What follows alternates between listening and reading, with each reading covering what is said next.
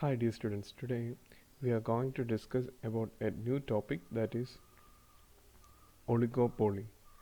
And in the last class we already discussed about the various types of market, including the perfect competition, monopoly and monopolistic. And today we are going to discuss about this oligopoly. Okay, first of all, let us see what you mean by this oligopoly. You may know the various companies in the petrol, diesel, cement, etc.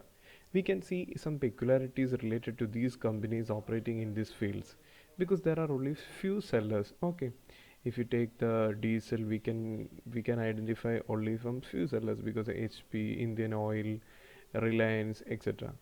And also in the cement industry also we can see some only few sellers. Okay, so when only few sellers of a product are found in the market, it is called a oligopoly.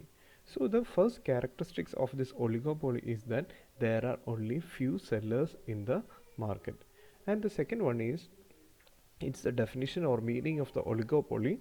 It is an umbrella term that describes the market forms that fall between the extremes of monopoly and monopolistic competitions. So, between the monopoly and monopolistic, all the firms will come under the oligopoly. Okay, and the third one is there are only few sellers. We already said in the first, that is there are only few sellers in the oligopoly, so a number small enough to enable an individual firm to influence the price. So the meaning of the few sellers means it is only a small number, but this small number can enable an individual firm to influence the price. That means each firms in the market can influence the price, and each seller commands a sizable portion of total market supply and exercises an important influence on price and output policies of his rivals. That means every firm can influence the price and output in the market. If one firm decreases the price, the other firms also will decrease the price. Okay, and next one is, what are the various characteristics of oligopoly?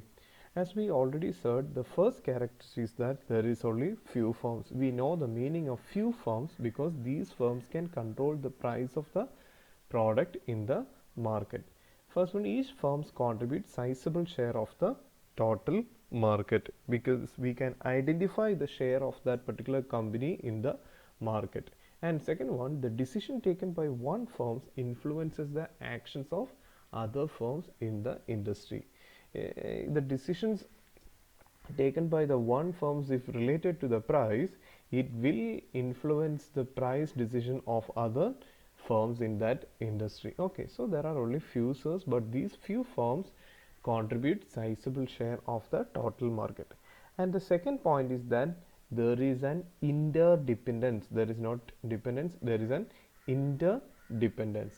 That is, actions of one firm will invite reaction by other firms. That means if any firms taken any steps to push up his sales, will adversely affect the sales of other seller. Okay, so if a one firm decided to reduce the price, it will affect the sales of the other company. Okay, third one is that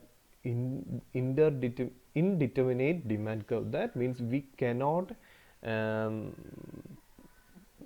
cannot determine the demand curve previously or predeterminedly. Okay, that is because due to this interdependence of the firms, the price will always changes, because if one firm will reduce the price, the other firms will reduce the price. So that due to this interdependence of firms, the demand is constantly changes, because if a firm reduce the price, then other firms also will reduce the price.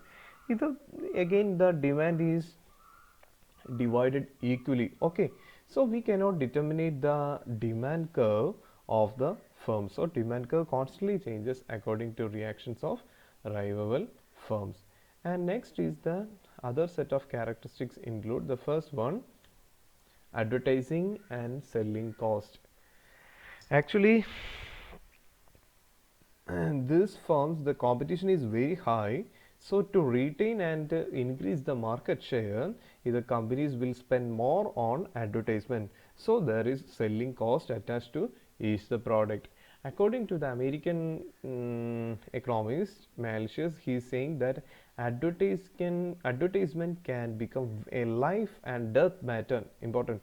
It's a life and death matter. That is, if a firm fails to keep up with the advertising budget of its competitors, that firm will that that firms will drift off his customers to the rival firms. That means if a firm not spending at much expenditure on the advertisement, it will clearly um, affects the firms, because the customers of the firm will move to the competitor's product. Okay, and the next one is price rigidity. Price rigidity means the pricing decision of one firm results in loss to all the firms in industry. Okay, that means if a firm reduce the price, then all the firms will be compelled to reduce the price. So we can say that the pricing decision of one firm in results in loss to all the firms in industry. And again, the opposite situation, if a firm it increases the price,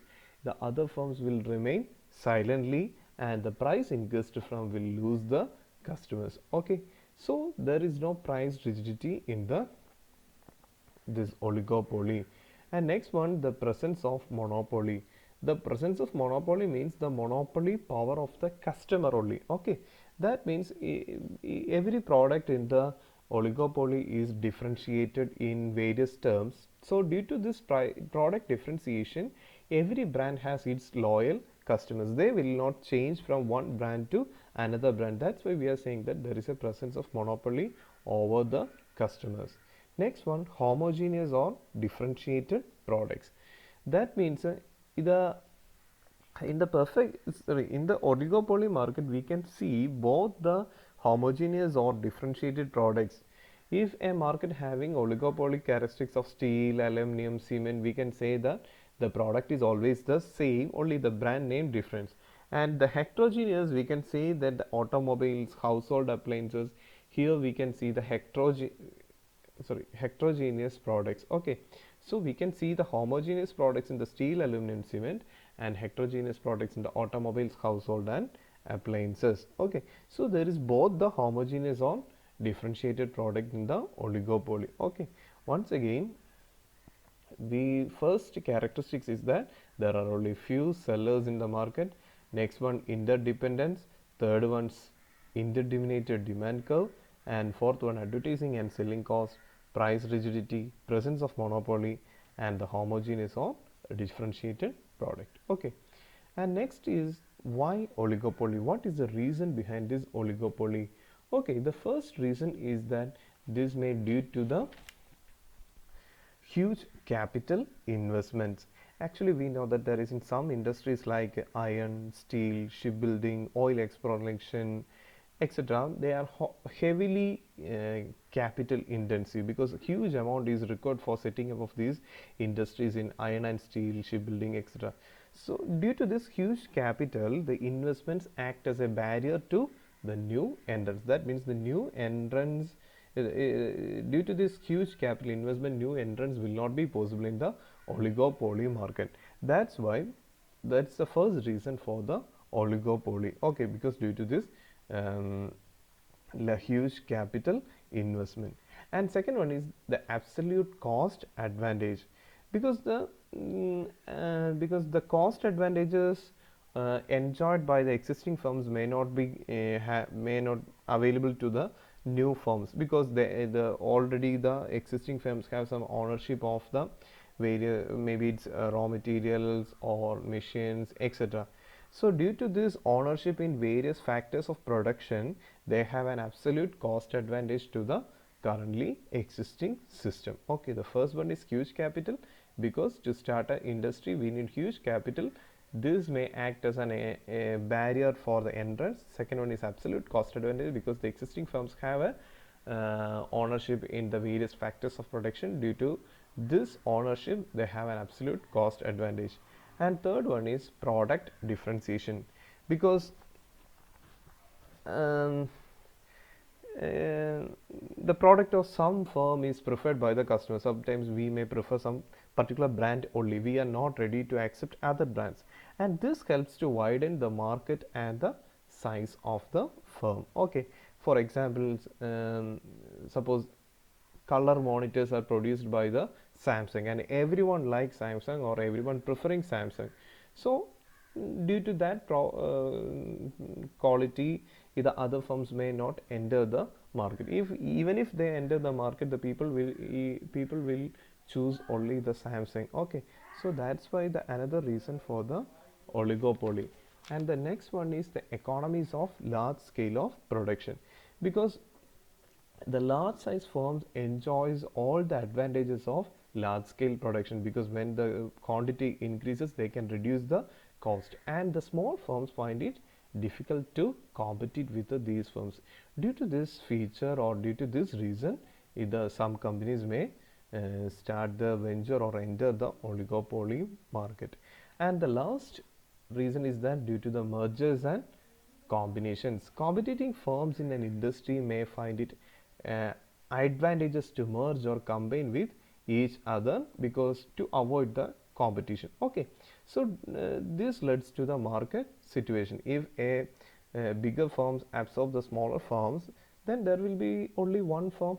Okay, so it also results in oligopoly. Okay, so this is about the oligopoly. We already discussed about the characteristics and also the reasons for oligopoly. Actually, oligopoly means it is an umbrella term to describe all the um, firms or industries between the monopoly and monopolistic competition. Okay, and there are two types of oligopoly. The first one is perfect oligopoly and the second one is imperfect oligopoly. The difference is that if a firm sells an homogeneous products, it is called a perfect oligopoly, and if we deal in different products, it is known as imperfect oligopoly. Okay, so this is about the oligopoly.